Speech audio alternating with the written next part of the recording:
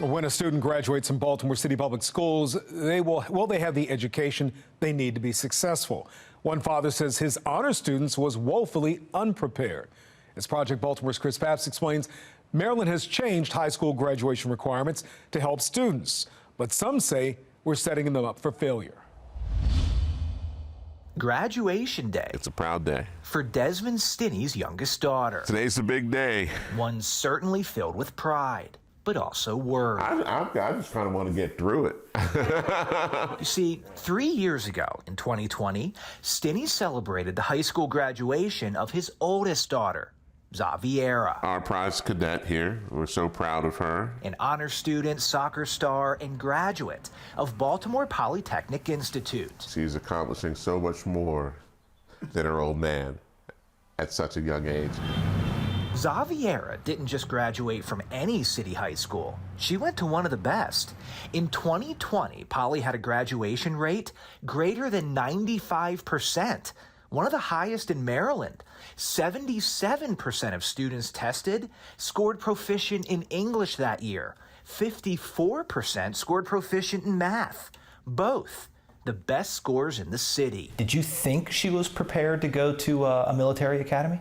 Absolutely, there was no indication that she wasn't. But soon after graduation, this father watched his daughter's bright future nearly fall apart.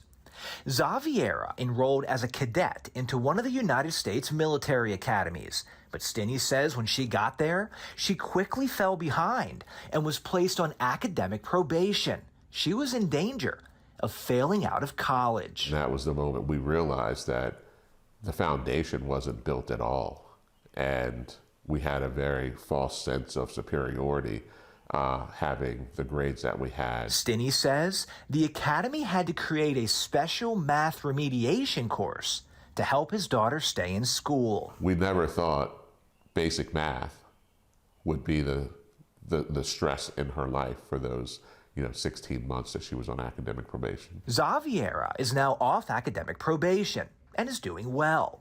But Stinnie worries about the other students, including his younger daughter. We can see the finish line. Especially after he learned Maryland has changed its graduation requirements, a change he fears could result in more graduates not being prepared. I think that's counterproductive. I think if we lower our standards, I think that's at the detriment of the children. In 2019, the year prior to the pandemic, to receive a high school diploma, Maryland students had 3 graduation requirements: earn 21 credits, complete 75 service hours, and pass state assessments in the 4 main subjects. From 2020 to 2023, students no longer had to pass state assessments to graduate. They just needed to take them. And next year, new standards take effect again. For a majority of the class of 2024, Maryland students will only have 2 requirements to graduate: 21 credits and 75 service hours. State assessments will now count for 20% of their final grade for that subject, meaning students won't have to pass the state test to graduate.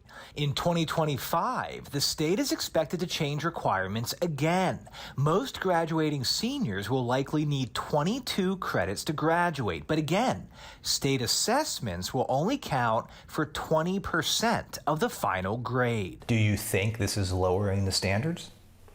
Well, anytime you got to do less to get to the same result, I think you're taking a hit on your standards. The Maryland State Department of Education will not interview with Project Baltimore, but told us in a statement the change was made because high-stakes exit exams disproportionately and negatively impact minority and economically disadvantaged students, reducing their likelihood of graduating from high school.